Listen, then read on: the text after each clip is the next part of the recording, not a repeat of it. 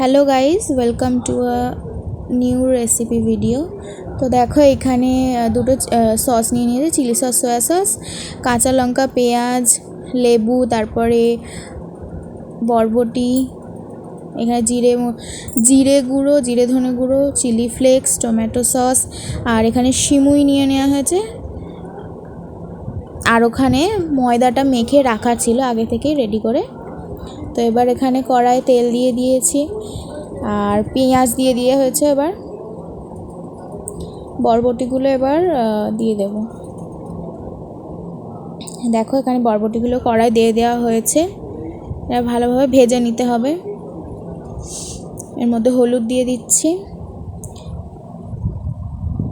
এবার কাঁচা লঙ্কাগুলো দিয়ে দিল, ভালোভাবে নেড়ে নিতে হবে।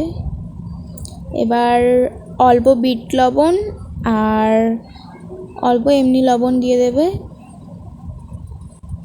তো এবার এটা ভাজা হয়ে এসছে। এর মধ্যে এবার দিয়ে দিচ্ছে সিমুইটা।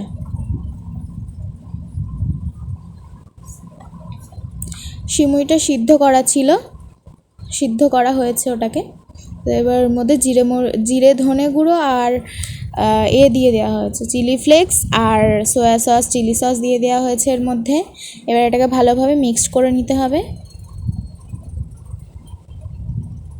আর এর মধ্যে টমেটো সস দিয়ে দেওয়া হচ্ছে।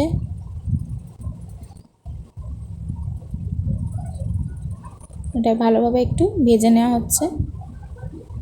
এবার এর ওপর দিয়ে লেবুর রস দিয়ে দেওয়া হচ্ছে। তো তোমরা যদি চাও তাহলে সিমুইয়েরও কিন্তু সিমুইটাকেও চাউমিনের মতো করে বানিয়ে খাওয়া যায়। তোমরা যদি চাও তো আমরা সিমুইটাকে কীভাবে চাউমিন বানাবে সেটারও রেসিপি দিয়ে দেব। তো এটা ভাজা হয়ে গেছে, এবার এটাকে নামিয়ে নেওয়া হলো। দেখো সুন্দরভাবে ভাজা হয়ে গেছে, পুরো চাউমিনের মতোই দেখতে লাগছে ওটা। তো এবার এখানে ময়দাটা রাখা ছিল, এবার ওটাকে বেলে নেওয়া হচ্ছে। কড়াই তেল দিয়ে দেওয়া হয়েছে, তেলটা গরম হবে। এটাকে ভালোভাবে বেলে নিচ্ছি, পাতলা করে বেলে নিতে হবে এটাকে। তো এবার বেলা হয়ে গেছে। এর মধ্যে এইটাকে রোলের মধ্যে আমরা যেমনভাবে কোটিংসটা দিই সেইভাবে এটাকে দিয়ে দিতে হবে। তারপরে সাইডগুলোতে পুরো জল দিয়ে নিতে হবে। তো এখানে জল দেওয়া হয়ে গেছে। এবার এটাকে দেখে নাও কেমনভাবে মুড়তে হবে। এইভাবে তোমরা এটাকে মুড়ে নিও। তো এইভাবে মুড়ে নেওয়া হয়ে গেছে। এরপরে এটা কড়াই ছেড়ে দেবে। তেল গরম হয়ে গেছে, এবার দেখো কড়াই ছেড়ে দিচ্ছি। এটাকে একটু লাল লালভাবে ভেজে নিতে হবে, ক্রিস্পি হবে।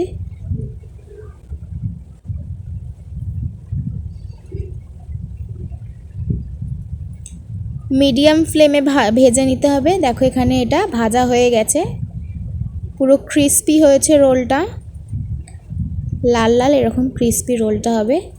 এটা কিন্তু খেতেও দারুণ হয়েছিল। তোমরা বাড়িতে কিন্তু অবশ্যই ট্রাই করবে। এবার এটাকে এইভাবে আমরা কেটে নিচ্ছি,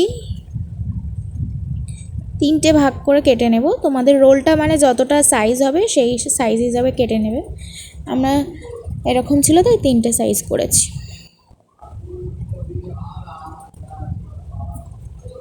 এভাবে এটাকে কেটে নিতে হবে। গরম ছিল বলে কাটতে প্রবলেম হচ্ছিল। দেখো ফাইনালি এটা কাটা হয়েছে, তোমরা দেখো। তো এবার এটাও মাঝখান দিয়ে আবার আরেকটা স্লাইস কেটে নেওয়া হবে।